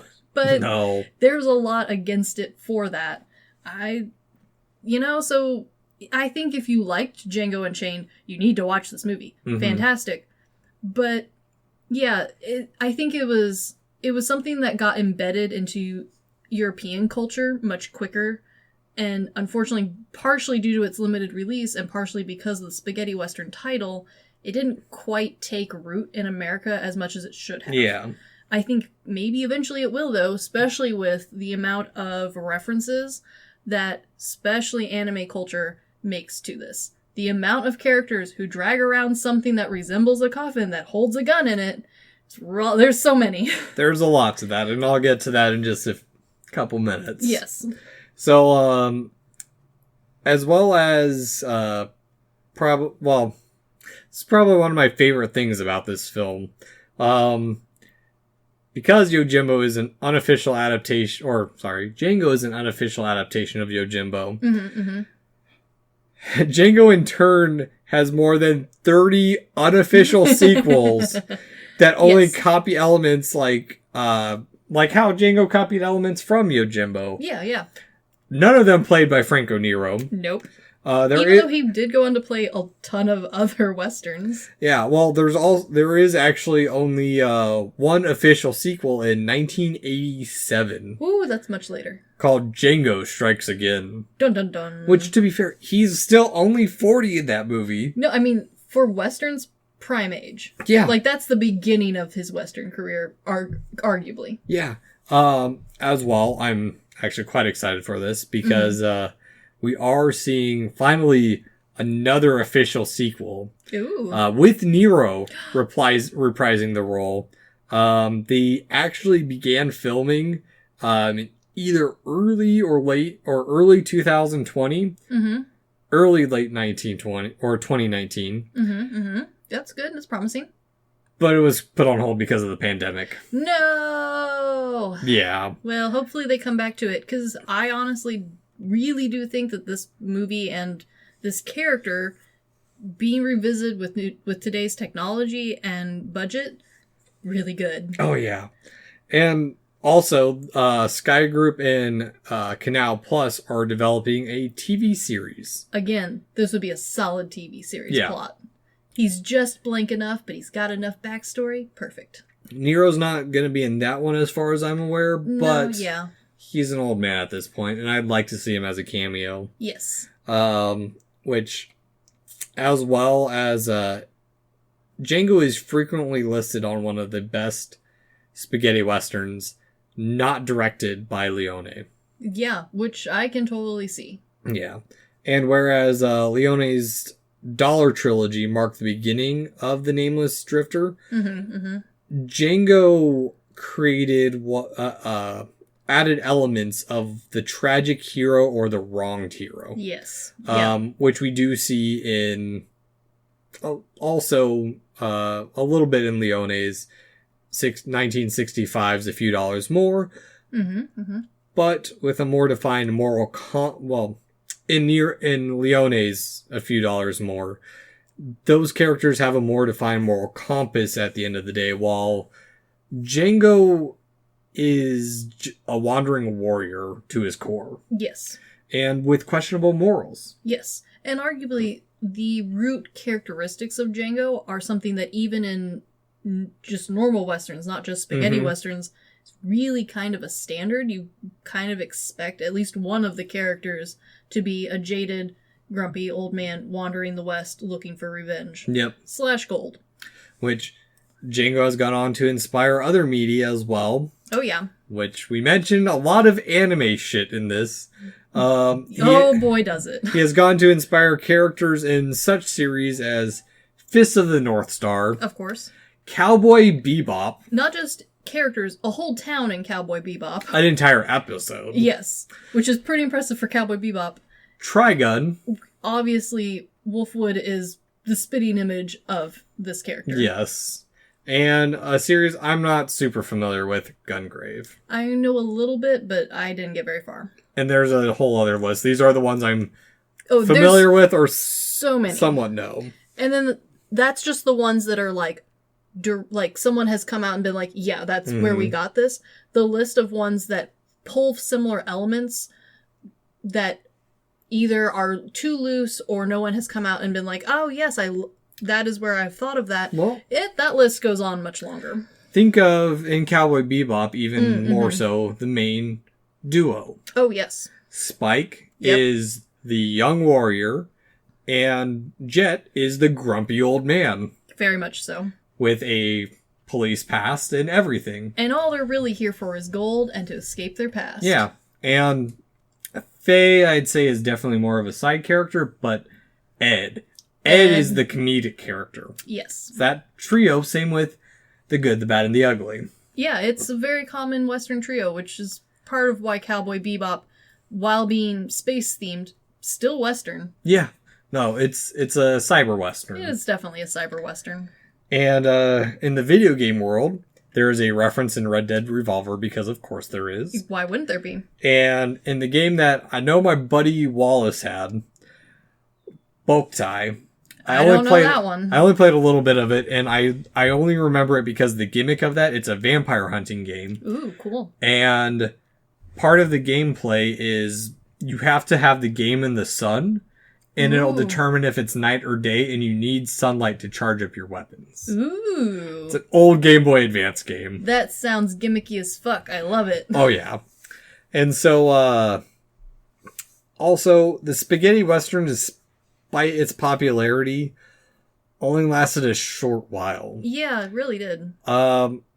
It definitely had an impact on the western genre, which was a dying genre, in many ways like Yojimbo did, where it brought a level of violence or specifically spaghetti westerns, brought a level of violence and sex that America was honestly not prepared for. Nope, not at the time. But now, little did they know they needed. Yes. Well, not needed, but it definitely added spice to a western. Yes, and the ones like me love that shit. Yeah, and honestly, even though Django took the violence for the time period to an extreme, the willingness to show everyone being shot more realistically. Granted, Django, the actors were, no one, studied how someone was shot and did that. Like, it is very dramatic as all hell. Yeah. But bothering to show bullet wounds, bothering to show the blood splots after someone's been shot, not being afraid to show beat up hands or, terrible injuries to your characters really did help the Western genre a lot. Yeah. Even if at the time when it came out, a lot of people felt it was too extreme. I mean, if we hadn't gotten to that point, I think Westerns probably would have gotten... They would have died out. They would have been left in the past. Yeah. We wouldn't have the horror Westerns we've seen, like Bone Tomahawk. That's true. And so, I think Django is more on people's minds, not as much, but I wish more. Specifically in name alone with Quentin Tarantino's genre piece, Django Unchained. Yes. Which, for those who don't know, Franco Nero actually makes an appearance in it. Yeah, he's in it. He's at the Mandingo fight. Yeah. Where Jamie Foxx spells out his name and he says, "I know." Yeah. That's Franco Nero. Nice. Yeah. As well as there are elements in many of Tarantino's other films like Kill Bill and Inglourious Bastards. Because of course there is. God, he is such a fucking nerd. And I would love to do his movies, but there will be... They are dense. Denser than people think. They really are. And even in his earliest movie, we see a reference in Reservoir Dogs when Vic Vega cuts off the ear. Yes. It's a reference to the brother Jonathan scene, or Jonathan, because he's on the white side. Yes. But as well, though not as influential as Django was, there's the 1985 Japanese film Tampopo. Yes. That was marketed as a ramen western. I mean, there's the spaghetti western genre has lived on. It's just there's little nods to it. Yes. And then in 2007, one of my favorite directors, Takashi Miike, who has the sourest taste in Philip and Brian's mouths, and I love it. He would actually pay homage to both Django and the Dollars trilogy in Sukiyaki Western Django. Yes. Which, surprise, that's going to be the third part of our All-Star trilogy. Because of course it is. We're going back to Japan. Yeah. Gotta round trip it. Yeah. I mean, I don't know. Django has a weird little niche in my heart. Yeah, I totally understand. Because I love it. It is a good movie. It really is. But... It is a flawed movie. Yes. But it is a good movie. It's a fun movie, is what it is. But for me, even like going back and reanalyzing, re-reviewing it, Django, for me, doesn't work as well as Yojimbo. Sure, I can see what you mean. And for me, the part that doesn't work or sit well enough for me is the little hints of Django's past. Where they give enough to where it feels like they should have provided just that little bit more to flesh out his character. Oh, I see what you mean. See, for me, I think it's the opposite. And I think part of it is because I grew up listening to the old Westerns on the radio. And and then also just watching American Westerns. That idea and that trope to me is so ingrained in what a Western is having that little hint of who this man used to be. Yeah. It's never who he is now. It's never who he's going to be. It's always who he used to be. Well, that to me brings this movie back into the, like, it grounds this as a solid Western in my mind. Yeah. Well, for me,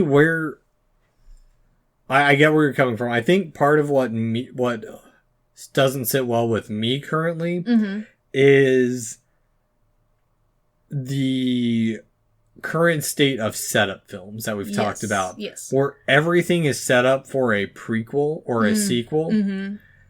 I think it does leave a taste in your mouth. Yes, and I think maybe that's the slight bitter taste that I have. Yes. Whereas I'm so used to, and like that is definitely a new thing where every movie we see is set up to have a potential sequel added onto it, and it's never just like what ifs, what would the audience like to sit and ponder about. It's always like, are you ready for the second one? Yeah. And yeah, Django definitely has some of those story elements that we are now used to seeing. Yeah. But it's done in the way that a lot of Western books, and especially the old radio shows used to do, where you got little nibbits every week about this person. Yeah. And honestly, you never really did know if your show was going to be on later. You hoped it would, but there was always the chance that it didn't air that week or something happened and they canceled it. It's like the one season anime. Yes. Yeah. Old Westerns very much used to feel like finding that one book of anime in the library where you're like, oh, this is good. This one's it. This is the one. And then you Google it and you realize that they only ever made the one. Yeah. And they're never going to make another. Well, I have that same thing. There's a series I read early on in college, Strawberry 100%. Yes. Where they stopped printing because there was that printer strike for manga. Yeah, I remember and they that. stopped printing like 2 volumes before the end. And I have everything up until then. Yeah, and we've gotten to this point, I think a lot of us anyway, for media, where we like to have things either purposefully left completely vague. Yeah. Like in Yojimbo, where he is an open book and you can write onto him whatever you want, and that's the point of the character. Or we like everything finished out fairly nicely. Granted, it doesn't have to be that perfect bow, but like, we don't like having an unfinished series. We don't like having an unfinished season. Yeah. And a lot of people don't like having just the one movie because, like, what about this? The old movies don't care. And I don't know. It's one of those nostalgic things that I still look for and I still hold on to. Especially because I, without this podcast, would probably never watch a sequel of anything. Not because I don't want to, but because I'm a lazy person and I don't bother to find stuff. And you just kind of want to leave it where that film's at. Exactly. I don't mind the little bits of hints and mystery and then leaving it forever. We say that, but like Lord of the Rings is one of our favorite movie series. It is, but I think this it works its way into the same. I love Lord of the Rings because I haven't bothered to finish reading Salaminion. I haven't bothered to read all of the in-depth stuff. I've read the main trilogy, I've read The Hobbit. That's kind of it. Yeah. And that's enough to leave holes in my world of Tolkien, which I could fill if I wanted to, but I don't have the drive to, and I like the little mystery. Well, and I think that's where Django sits at a weird crux. Because it's perfect for some people. And it's going to drive others crazy. Yeah. And I mean, this is just me rewatching. I mean, I'm still going to pull it up every now and then and rewatch it. But I think it lends itself better. And I think maybe that's why it's better that it has those unofficial sequels that don't tie a story together. Because it's very episodic, like the Zatoichi franchise, but that one being more so in line. And same with like Redwall. Yes. Whereas we get those little hints at something more. Yeah, you get enough, but it's not so much that you don't have questions at the end. Yeah. Yeah. So, I don't know. It's just a weird... And I mean, it's definitely a taste thing. Some people love it and some people don't. Yeah. And I'm definitely on the fence of love it, so... Fair. I guess at the end, Chris, would you recommend Django? I think Django is a fantastic movie. Yeah. I definitely recommend it, especially if you like Westerns. Yes. This movie will make all of those westerns like feel like they fit into place finally. If you liked Django Unchained, you need to watch this movie. This movie is arguably so much better despite its flaws, despite its limitations. You just need to go down a spaghetti western rabbit hole for if you liked Django Unchained, start with Django and just fall down the spaghetti western hole and welcome to the club, because they are so much fun. Oh yeah. No, they are. And I went down a little bit of a rabbit hole myself before I went back to my DVD log, because got stuff to do. I'm sitting at about 90 movies right now, so I feel ya. Yeah. But yeah, I on the other hand, actually I'm in the same boat as you. I highly recommend watching Django at least once. Yeah. I mean, it's a fun movie to have at least seen. I will say the gore hasn't aged in the same way that a lot of other gore has. It's now to the point of like ketchup and cheesiness. Yeah. I would say it's maybe a PG-13 at this point. Minus some of the language and adult themes. But gore-wise, the gore's not... It's not that X or R rating that it once was. Yeah, and even then, it's not that... The adult themes are very limited. They are. It is a very, by our taste, watered down. But it still gets its point across. Yeah, no, it's a fun spaghetti western. For sure. Yeah, it's not a masterpiece, but it's fun. It's not a pastorpiece, but boy, it was close. A pastorpiece? A pastorpiece. Pastorpiece. Boy, it's getting late. No, it's not a masterpiece, but boy, it got really close to being one. Oh, Granny, it's only 7:40. My bedtime's in an hour. We gotta wrap this up. Oh, jeez. I'm just kidding. It's in 2 hours. Not any better. You old lady. I am. Yeah, no, I gotta get off. I gotta play some... Actually, we might play up against a Western killer in Dead by Daylight tonight. That would be fun. Sugi is having a stream, which... Side little tangent, check out Sugi Logic. Yeah. He has fun streams. I'm occasionally on there chatting about movies and whatnot. Super fun. Mainly horror at that point, but yeah, a lot of fun. So, but yeah, go down this rabbit hole. If you can find any of the side movies, the only one that I know is also on Arrow currently is Django Prepare a Coffin, which, side note, that was actually supposed to be a sequel with Franco Nero. Yeah. But it fell through and he wasn't able to be in it. Bummer, because that would have been perfect. Yeah, because they kill off his wife. Yeah. Because I watched it not knowing at this point that there were multiple unofficial sequels. And yeah, I feel you. But the guy does have a very Franco Nero look to him in that one. Yes. So. Also, spaghetti westerns have become super easy to get a hold of nowadays. There's a ton of them that have reached the free and public domain realm. Yeah. So if you, like I said, if you like westerns, if you liked Django Unchained, welcome to the group. You've got your weekend figured out. Aw, yeah. So, anywho, this has been The Good, the Bad, and the Weird. Thanks for listening. Peace.